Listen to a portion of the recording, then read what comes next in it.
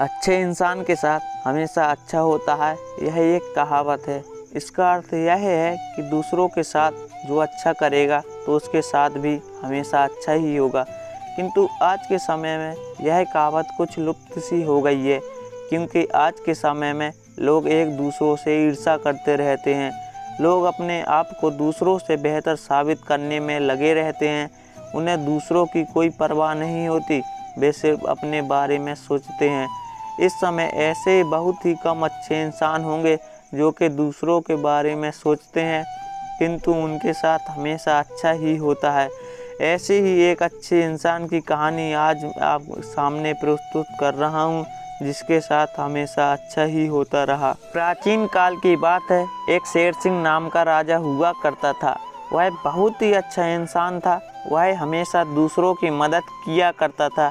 उसे अपनी प्रजा से बहुत प्रेम था। वह सभी की सहायता किया करता था। उसके राज्य में कोई भी व्यक्ति असंतुष्ट नहीं था। किसी को भी किसी चीज़ की कमी नहीं थी। उसके राज्य में भरपूर पैसा था और साथ ही खेत खलिहान भी भरे हुए थे। लोग बहुत ही अच्छे से जीवन व्यतीत कर रहे थे। उस राजा से जो भी व्यक्ति मदद की गुहार करता या अपने निजी काम के लिए धन की मांग करता था, तो वह उसकी पूर्ति कर दिया करता था। इस बात से उनके ही दरबार के एक दरबारी, जिसका नाम करीम था, करीम ने सोचा राजा बहुत ही दयालु है, क्यों न इसका फ़ायदा उठाया जाए। उसने उस राजा का बहुत ही खास और भरोसेमंद दरबारी बनने का सोचा, जिससे राजा उसे अपने खजाने की रखवाली के लिए तैनात कर दें। इसके लिए उसने एक योजना बनाई। वह राजा के आसपास ही रहा करता था। राजा शेर सिंह जो काम करने को बोलते वह झट से कर दिया करता था, और राजा के साथ वह हर जगह जाकर उनकी मदद भी किया करता था। राजा ने एक बार उससे किसी व्यापारी के यहाँ से आए धन को तहखाने में रखने के लिए कहा, और करीम ने बड़ी ही ईमानदारी से सारा तहखाने में रख दिया।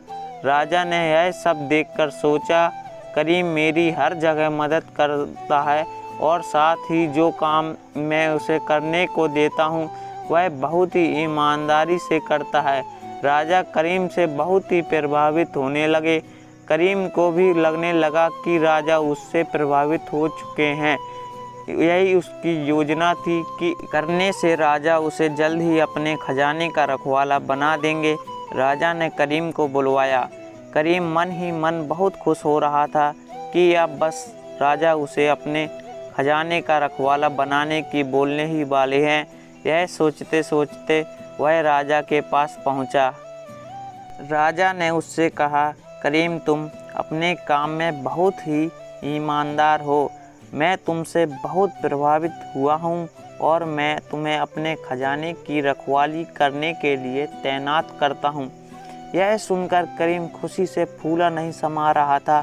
उसने यह स्वीकार कर लिया और वह खजाने का रखवाला बन गया।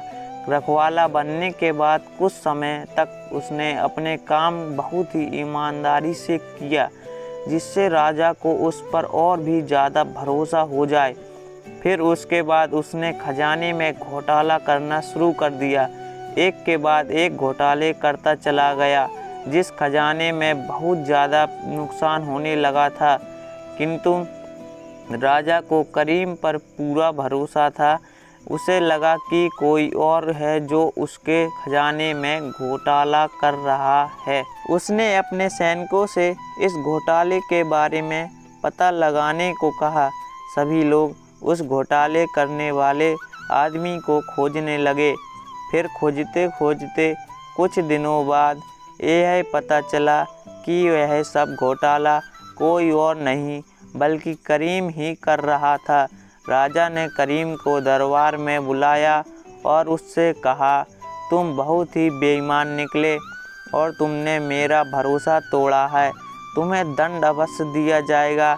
ऐसा कहकर राजा ने उसे महल से निकाल दिया। महल से निकाले जाने के बाद करीम ने सोचा कि अब मुझे कोई काम नहीं मिलेगा और यह सब राजा की वजह से हुआ है।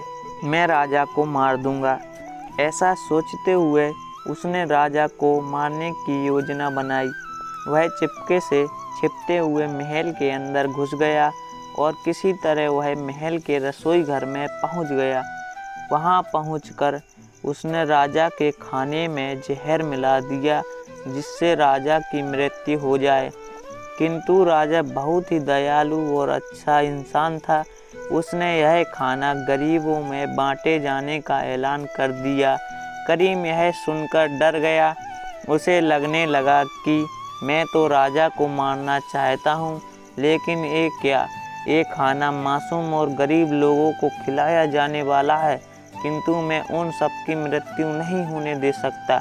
तब वह राजा के पास गया और उनसे कहने लगा कि हे राजन, यह खाना गरीबों में मत बांटिए, इसमें जहर मिला है, मुझे क्षमा कर दीजिए। मैं लालच में आने के कारण यह गलत कदम उठा बैठा। इस तरह राजा के अच्छे स्वभाव के कारण उसकी जान भी बच गई और करीम भी उनके इस आचरण से बहुत प्रभावित हुआ और उसने राजा के दिखाए गए रास्ते पर चलने का फैसला किया। साथ ही वह एक अच्छा इंसान बन गया।